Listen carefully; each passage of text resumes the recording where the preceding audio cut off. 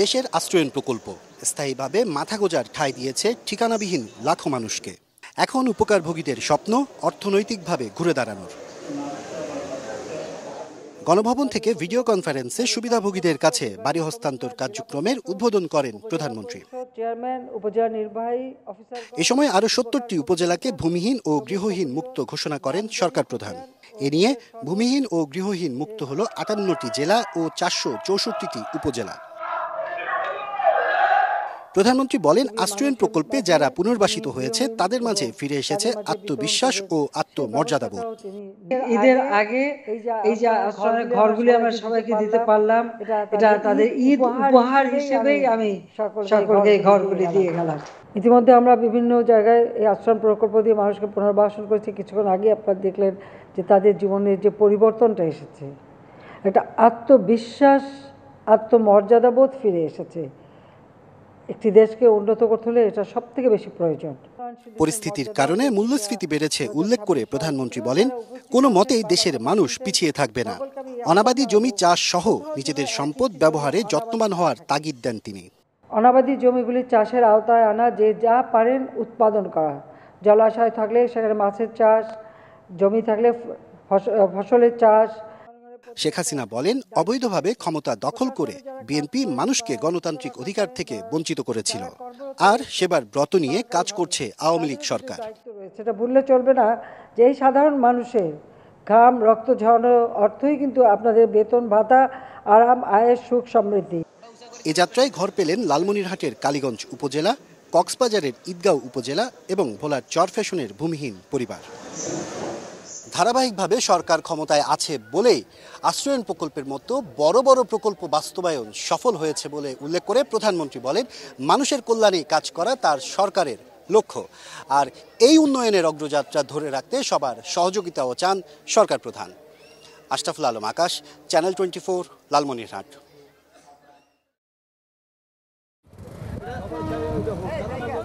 দিন-রাত বালু ফেলে ভরাট করা হচ্ছে কৃষি জমি আর বিল।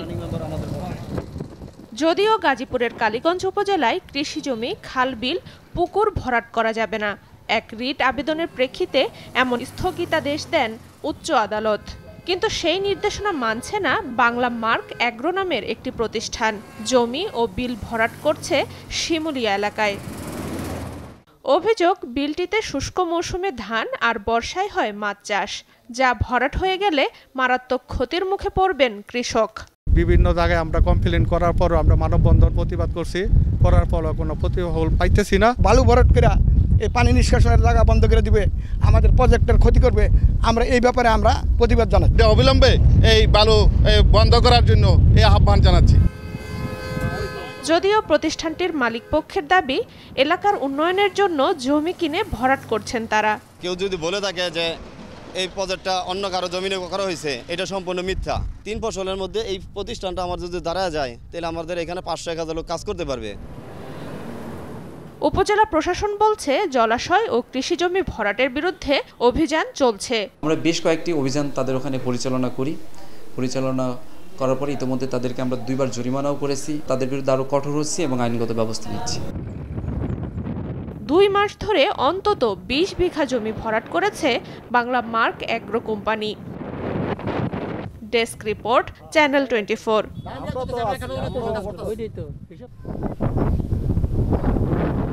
বগুড়ার সারিয়াকান্দির শিমুলতাইর গ্রামের বাসিন্দা আলাউদ্দিন 35 বছর ধরে এখানেই তার বসবাস। তবে যমুনার ভাঙ্গনে এত বছরের সাজানো গোছানো ঠিকানা ছেড়ে এবার অন্য কোথাও ঠাঁই খুঁজতে হচ্ছে আলাউদ্দিনকে। 35 বছরের সংসার আজকে চুরমার মানে আমার একটা বাড়ি ভাঙে গেলে, নদী বিলীন হয়ে গেলে কি থাকে, শুধু হাত আর পাও। আলাউদ্দিনের মতোই একই অবস্থা এই গ্রামের আরও 200-এর বেশি মানুষের। মাত্র 3 দিনের তীব্র ভাঙ্গনেই হুমকির মুখে তাদের ঘরবাড়ি। সেই সাথে নদীগর্ভে বিলীন হচ্ছে ফসলি জমি, স্কুল ভবন ও মুজিব বর্ষের ঘর। অভিযোগ, কর্তৃপক্ষকে বারবার জানিয়েও মেলেনি সুরাহা। আমার এই পর্যন্ত প্রায় 8 বার বাড়ি ভাঙা পড়ছে। কোথায় আর যাব এখন? ওই পশ্চিমের দিকে আশ্রয় কেন্দ্র, ওটি একটু মসজিদ ঘর তুলে আসলে সেই জায়গায় আশ্রয় নিয়ে দিচ্ছে। ওই পূর্বে আসলে শহর এই ভাঙতে এই পর্যন্ত আসছে। নদীর স্রোত এখন বস্তা কেন? এখানে কোটি টাকা ঢাললেও, যেখানে লাখ টাকা ঢাললে হয়ে যায়, সেখানে কোটি টাকা ঢাললেও এখন কাজ হবে না। অভিযোগ অস্বীকার করে সংশ্লিষ্টরা জানান, যমুনার ভাঙন ঠেকাতে সব ধরনের প্রস্তুতি নেওয়া হবে। চতুর্দিকে চরের চর, মাঝখানে একটা দ্বীপ চর, সেখানে জিওবাগ ফেলা নদীর ওই খরস্রোতে রক্ষা করা কঠিন হয়। তারপরেও আমরা চেষ্টায় আছি ইনশাল্লাহ। অবহেলা যে নেই সেটি আপনি প্রমাণ পাবেন। আমাদের সারিয়াকান্দিতে টোটাল 890টি মুজিব বর্ষের ক শ্রেণীর গৃহ নির্মাণ করা হয়েছে। তার ভেতরে সর্বোচ্চ গৃহ কিন্তু চালুয়াবাড়ি ইউনিয়নে সেই শিমুলতাইয়ের আশেপাশে নির্মাণ করা হয়েছে। এটি থেকে কিন্তু প্রমাণ পাওয়া যায় যে প্রশাসন সবসময় তাদের প্রতি সদয় ছিল। 2 বছর আগেও শিমুলতাইয়ের গ্রাম থেকে যমুনা নদীর দূরত্ব ছিল 3 কিলোমিটারের বেশি, কিন্তু এখন গ্রামের বেশিরভাগ অংশই ভাঙনের মুখে। ফরহাদুজ্জামান শাহী, চ্যানেল 24, বগুড়া।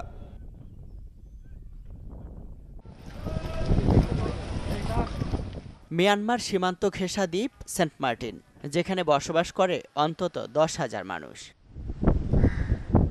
সংকটের শুরু গত 5 জুন। সেদিন নির্বাচন শেষে ফেরার পথে নাফ নদীর মোহনায় নির্বাচনী কর্মকর্তাদের বহনকারী ট্রলার লক্ষ্য করে মিয়ানমার থেকে গুলি ছোড়া হয়। এরপর আরও কয়েক দফা একইভাবে ছোড়া হয় গুলি।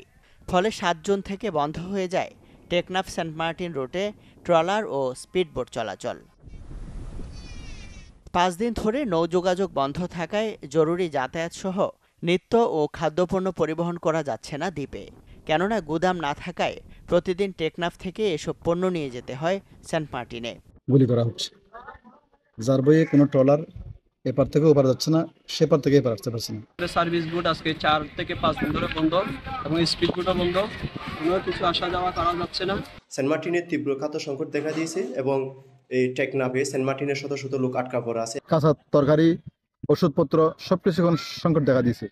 অতি জরুরি, অতি সত্বর বার্মার সাথে যোগাযোগ করে এই সমস্যার সমাধান করা হোক। আমাদের এখানে কোস্টগার্ড, নেভি থাকে, তারা যদি আমাদেরকে একটুখানি হলেও যদি শেল্টার দিত, তাহলে আমরা হয়তো এই 1 সপ্তাহ অন্তত যাতায়াতটা বলবৎ রাখতে পারতাম।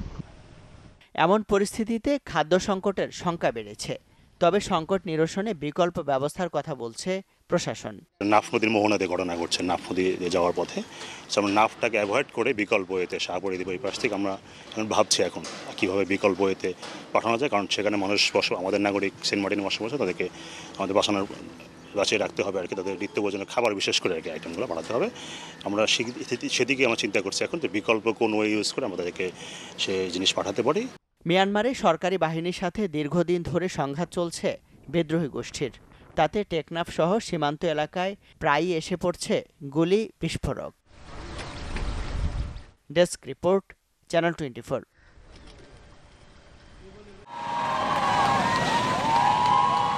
ক্রমেই বিশৃঙ্খলা বাড়ছে ইসরায়েলে। গাজার যুদ্ধ যেন সাপের ব্যাঙ্গেলার মতো গলায় আটকে যাচ্ছে নেতানিয়াহুর। সন্তর্পণে চালানো আগ্রাসন নিয়ে মিত্রদের খুব একটা মাথা ব্যথা থাকবে হয়তো ভাবেননি ইসরায়েলি প্রধানমন্ত্রী।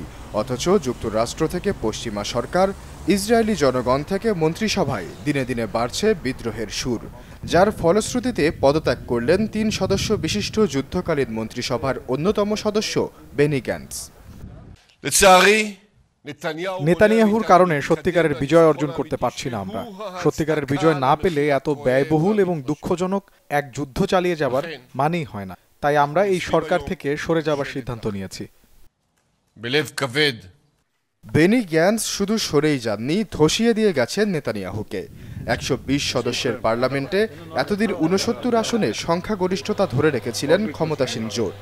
গ্যান্টসের নির্দেশে সরকার থেকে সমর্থন তুলে নিয়েছে তার দল ন্যাশনাল ইউনাইটেড পার্টিও। এতে মাত্র 64 আসনে কোনো রকম মসনদ টিকিয়ে রাখলেও যে কোনো মুহূর্তে ভেঙে পড়বে জোড়াতালির তাসের ঘর। বেনির পদত্যাগে এখনই সরাসরি হুমকি না আসলেও বিশ্লেষকদের মতে এ সিদ্ধান্তের রয়েছে কিছু গভীর তাৎপর্য। গ্যান্টস ছিলেন ঠান্ডা মাথার মানুষ, নেতানিয়াহুর চেয়ে তুলনামূলক বিবেকবান। এবারের প্রতিটি সিদ্ধান্তে বাড়াবাড়ি দেখা দিতে পারে। নেতানিয়াহুর মতবাদ হচ্ছে, আগে গুলি চালাও, এরপর আলোচনা করা যাবে। যুদ্ধ পরিচালনা থেকে জিম্মিদের ছাড়ানো পর্যন্ত সবখানে দেখা দিতে পারে উগ্রপন্থা। which is a priority for the United States as well. তাই দ্রুত নির্বাচন দেওয়ার আহ্বান জানিয়েছেন বেনি গ্যান্স। এই সিদ্ধান্তকে সমর্থন দিয়েছেন বিরোধী নেতা ইয়ার লাপিদ। আশ্বাস চৌধুরী, চ্যানেল 24।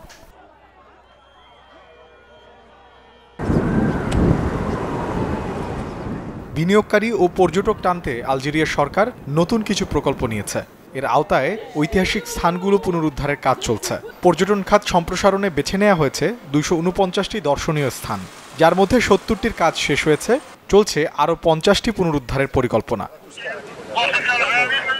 দেশের পর্যটন খাত চাঙ্গা করতে শুধু এসব প্রকল্পের মধ্যে সীমাবদ্ধ থাকেনি সরকার।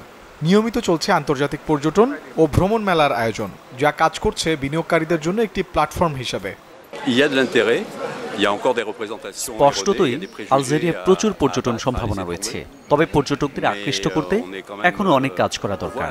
আমি পর্যটকদের এখানে আসতে আমন্ত্রণ করছি। এখানে দেখার মতো অনেক পর্যটন স্পট আছে। 2030 সালের মধ্যে 12 মিলিয়ন পর্যটক আকর্ষণ করার উচ্চাভিলাষী পরিকল্পনা রয়েছে দেশটির জাতীয় পর্যটন অধিদপ্তরের। এরই মধ্যে ট্যুরিজম রূপরেখা তুলে ধরেছেন সংশ্লিষ্টরা। আমাদের লক্ষ্য অর্জনের জন্য পর্যটন এবং ঐতিহ্যগত শিল্প খাতগুলোতে বিনিয়োগকারীদের উৎসাহিত করছি। তাদের বিভিন্ন সুযোগ সুবিধা প্রদান করছি, যাতে এখানে আরও বেশি পর্যটক সমাগম ঘটে। পর্যটন সংশ্লিষ্টরা মনে করছেন, সুবিধাজনক বিনিয়োগ, আর্থিক নিরাপত্তা এবং পর্যটক বান্ধব নীতিমালা প্রণয়ন করলে আলজেরিয়াও হতে পারে মরক্কো, তিউনিসিয়ার মতো পর্যটন সমৃদ্ধ দেশ। মোর্শেদ শোভন, চ্যানেল 24।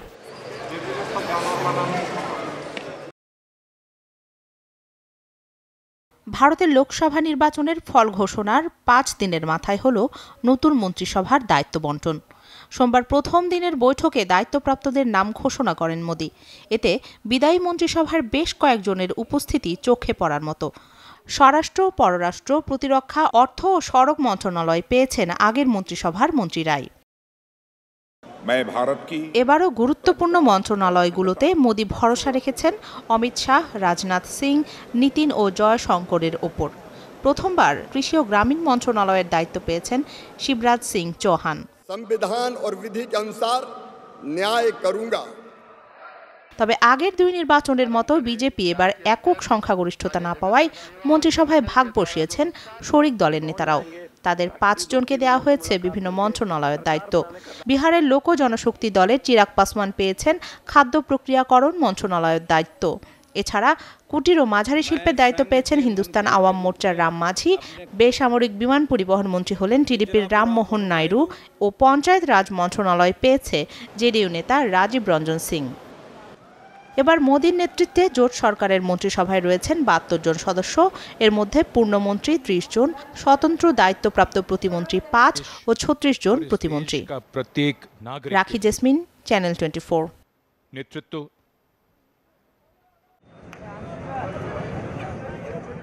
কোরবানির এসব পশুর গন্তব্য রংপুর নগরীর সবচেয়ে বড় হাট লালবাগ। পিকআপ, ট্রলি ও ট্রাকে করে ব্যাপারীরা নিয়ে আসছেন কোরবানির পশু। অনেকে আসছেন পায়ে হেঁটে নিজের লালন করা পশু নিয়ে। গরুর পাশাপাশি আছে ছাগল, ভেড়া আর দুম্বাও। বরাবরের মতো এবারও কোরবানির জন্য চাহিদার শীর্ষে গরু। আকার ভেদে দাম হাঁকা হচ্ছে 50,000 থেকে 10 লাখ টাকা পর্যন্ত। গত বছরে আমি যেটা নিয়ে গেছিলাম 1 লক্ষতে, তো ওই হিসেবে এরা এখন দাম চাচ্ছে 1,60,000। দাম এরা চাচ্ছে বেশি, বাকি এখনো ফাইনালি কোনো কথা হয়নি। পাওয়া যাচ্ছে না, তো ওই যে এগুলো গরু লাখ ভাঙতেছে না। বিক্রেতাদের দাবি, যে হারে গোখাদ্যের দাম বেড়েছে সে হারে বাড়েনি প্রাণীর দাম। বললাম তো গরুর খরচাটা বেশি, এখন ভুসির দাম বেশি, ফিটের দাম বেশি, ঘুরের দাম বেশি। গরু বাছুর যে খাদ্য যে দাম, তাতে মানে যারা গরু পালছে তাদের কোনো মুনাফা হচ্ছে না। প্রাণী সম্পদ অধিদপ্তর বলছে এবার চাহিদার চেয়েও 1,39,000 প্রাণী বেশি প্রস্তুত আছে জেলায়। ঈদুল আজহা যথাযথভাবে পালনের উদ্দেশ্যে আমরা বিভিন্ন কার্যক্রম হাতে নিয়েছি।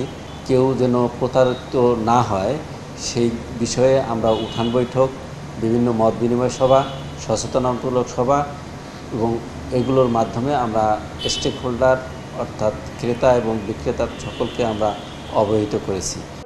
রংপুর মহানগর ও উপজেলা মিলে এবছর 100-রও বেশি হাটে কোরবানির পশু বেচাকেনা হচ্ছে। ফখরুল শাহিন, চ্যানেল 24, রংপুর।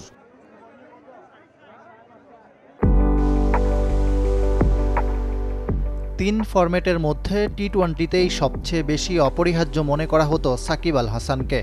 আইপিএল থেকে শুরু করে বিশ্বের প্রায় সব ফ্র্যাঞ্চাইজি লিগে দাপটের সঙ্গে খেলেছেন টাইগার পোস্টার বয়, কিন্তু সময় ফুরিয়ে আসছে সাকিবের।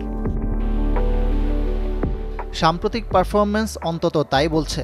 যুক্তরাষ্ট্র সিরিজ ও বিশ্বকাপ মিলে শেষ 5 ম্যাচে মাত্র 1 উইকেট, ব্যাট হাতে ধারাবাহিকভাবে ব্যর্থ।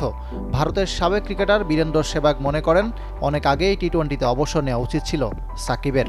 খুদ ভি শরম আনি চাইয়ে। গেল বিশ্বকাপেই মনে হয়েছিল সাকিবকে আর টি-20তে খেলানো ঠিক হবে না। আপনি এত সিনিয়র খেলোয়াড়, এত বছর অধিনায়ক ছিলেন, আপনার নিজেরই লজ্জা হওয়া উচিত। বলা উচিত আমি আর এই ফরম্যাটে খেলবো না। না বোলিং করতে পারছে না ব্যাটিং, যদি কন্ট্রিবিউটই না করতে পারে তাহলে দলে থেকে লাভ কি?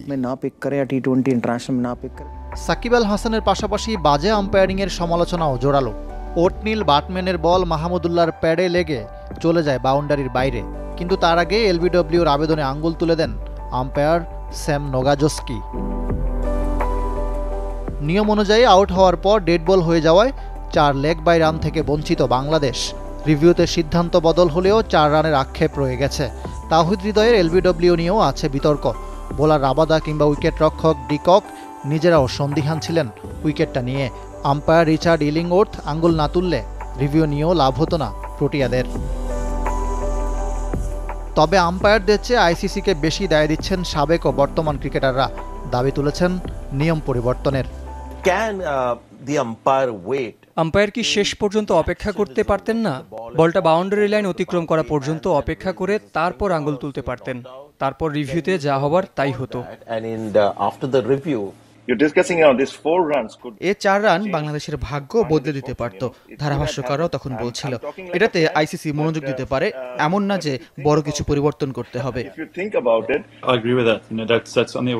আমি তাদের সাথে একমত, কোনো সন্দেহ নেই এটা বদলানো উচিত। আশা করি বিশ্বকাপের পর সেটি করবে আইসিসি।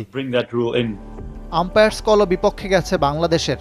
আম্পায়ারদের হাতে থাকা এই ক্ষমতার অপপ্রয়োগ নিয়ে বহুদিন ধরে চলছে সমালোচনা। ইকরাম হুসাইন, চ্যানেল 24।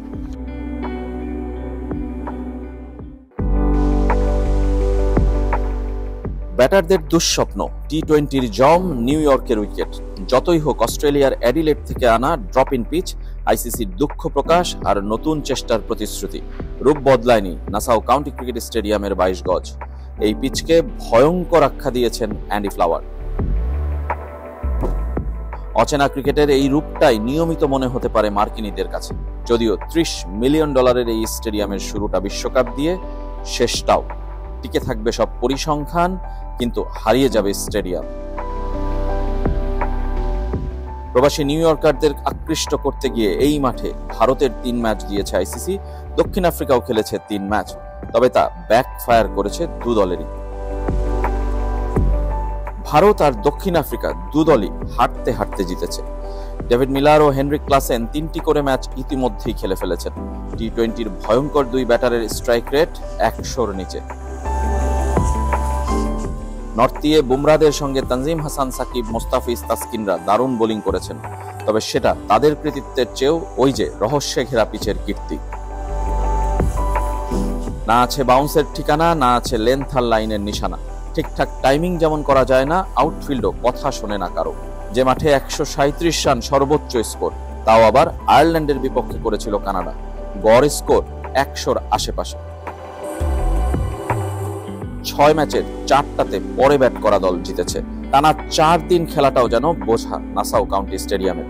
এত বড় আয়োজন, এত বিনিয়োগ, ক্রিকেটের বৈশ্বিক আসর, কিন্তু লেভেল প্লেইং ফিল্ড না দেয়া বা দর্শককে বিনোদন থেকে বঞ্চিত করার দায় কে নেবে?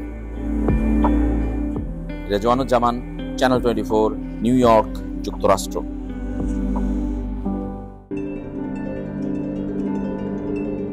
এশিয়া আর ইউরোপের সংযোগস্থল তুরস্ক মানব সভ্যতার শুরু থেকেই যা 2 মহাদেশের যোগাযোগের মাধ্যম হয়ে আসছে। ফলে বহু দেশ ও জাতির সংমিশ্রণে ইউরোপের অর্থনীতি পেয়েছে নতুন রূপ।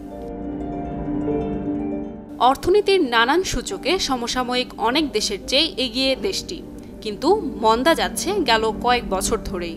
সংস্কারের বহুমুখী উদ্যোগ সত্ত্বেও লাগাম টানা যাচ্ছে না চড়া মূল্যস্ফীতির। গেল মাসে যা বেড়েছে ৭৫% বেশি। ফলে কমেছে মুদ্রার মান। দেশটির পরিসংখ্যান ব্যুরোর তথ্য বলছে, দাম বাড়ার এই প্রবণতা জীবনযাত্রা পরিচালন ব্যয়ের সর্বোচ্চ পর্যায়ে গিয়ে ঠেকেছে।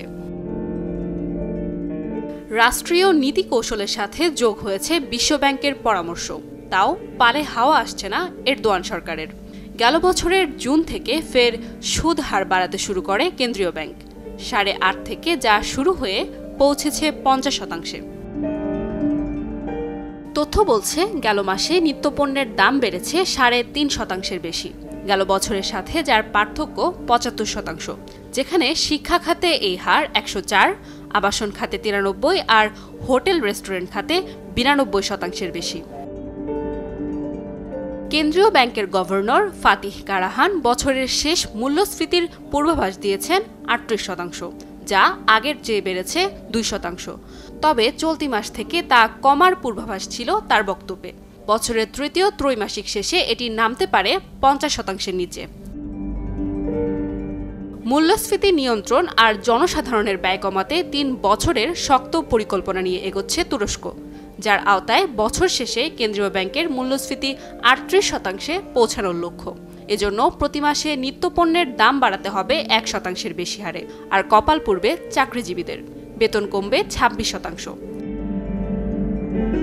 মূলত ২০২১ সাল থেকেই তুরস্কে উচ্চ মূল্যস্ফীতির শুরু হয়, কিন্তু সে সময় সরকার নীতি সুদ হার বৃদ্ধি না করে বরং উল্টো হ্রাস করেন, যে কারণে পরিস্থিতির আরও অবনতি হয়। ফলে পরিস্থিতি নিয়ন্ত্রণে আনতে সুদ হার বাড়াতে শুরু করে দেশটির কেন্দ্রীয় ব্যাংক। নাদিয়া ইসলাম তুলি, চ্যানেল 24।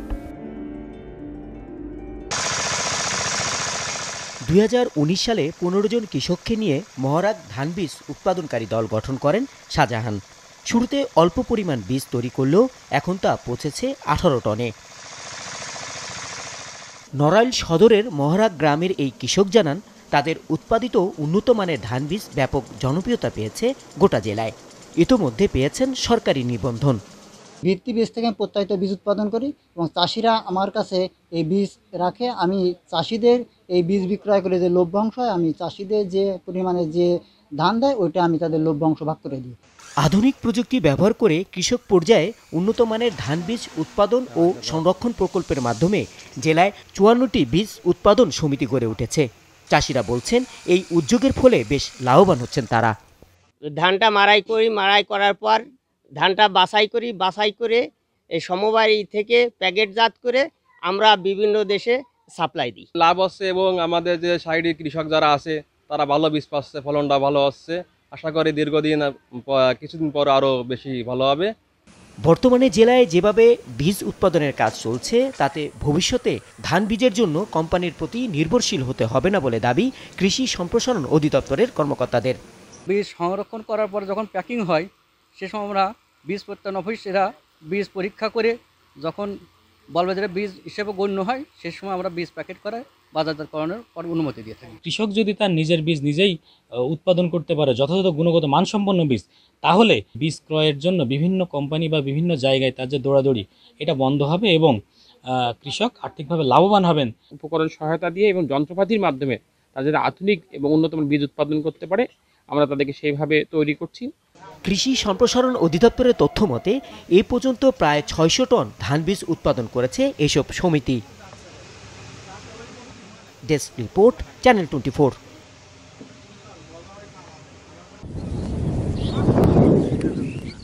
স্বল্প খরচে অধিক মুনাফা হয় পঞ্চগড়ে বেড়েছে বাদামের আবাদ। আগে একবার চাষাবাদ করা হলেও এখন তা করা হচ্ছে বছরে দুবার। তবে চলতি মৌসুমে অনাবৃষ্টি আর তীব্র তাপদাহে দেখা দিয়েছে ফলন বিপর্যয়। চাষিরা বলছেন, লাভ তো দূরের কথা, উঠবে না উৎপাদন খরচ। 20 পচে গেছে বাদাম, গাছ মরে গেছে, পচে গেছে। এই বাদ্য এখন তুলা লাগে। এগুলা বিঘায় 8-10 মন করে বাদাম হইতো, এবছরে খুব জোর 5-6 মন হইতেও খুব জোর হয়ে যায় নাকি, বলা যাচ্ছে না। জেলার দেবীগঞ্জ ও বোদা উপজেলায় সবচেয়ে বেশি আবাদ হয় বাদামের। এতে কর্মসংস্থানের সুযোগ তৈরি হয়েছে অনেক নারীর। চলমান সংকটে যা ব্যাহত হওয়ার শঙ্কা সংশ্লিষ্টদের। অন্য কোনো আবাদ হইতো না, শুধু কাউন, তিল, তারপরে এই পাট, এগুলা দিয়ে আমাদের এই কৃষক এই যে এলাকা চলতো না। এখন আস্তে আস্তে বাদামের আবাদটা আসলো। এখন এই আবহাওয়ার কারণে দেখেন যে বাদামের বিভিন্ন ধরনের রোগ তৈরি হইতেছে। বাদাম আর ভুট্টা, মরিচ তো প্রতি বছরে বছরে করি, তাই এবার তো মনে হয় গরমের কারণে গাছ মরে গেছে, পানি নাই, এবার ফলন কম। বাদামের চাষাবাদ বাড়াতে বীজ সরবরাহ ও আধুনিক প্রযুক্তি ব্যবহারের সহায়তা দিচ্ছে কৃষি সম্প্রসারণ অধিদপ্তর। ফলন কিছুটা কম হলেও ভালো দাম পেলে তা পুষিয়ে যাবে বলে দাবি কর্মকর্তাদের। পঞ্চগড় জেলার মাটি স্যান্ডিলুম হওয়ার কারণে চাষিরা দিনকে দিন বাদাম চাষের দিকে ঝুঁকছেন। তবে এবছর বিরূপ আবহাওয়ার কারণে অনেক ক্ষেত্রে চাষিরা বাদামের সেচ দিতে পারেননি, যার ফলে আমরা কৃষি সম্প্রসারণ অধিদপ্তর আশঙ্কা করছি যে হয়তো বাদামের ফলন কিছুটা কম হতে পারে। চাষিরা যদি বাদামের ন্যায্য মূল্য পান তাহলে এই এলাকায় বাদামের চাষ আরও সম্প্রসারিত হবে বলে আমার বিশ্বাস। ঋণ সুবিধা ও সংরক্ষণের জন্য সঠিক ব্যবস্থাপনা থাকলে দেশের কৃষি অর্থনীতিতে বড় ভূমিকা রাখবে পঞ্চগড়ের বাদাম, এমনটি দাবি বিশ্লেষকদের। হোসেন রায়হান, চ্যানেল 24, পঞ্চগড়।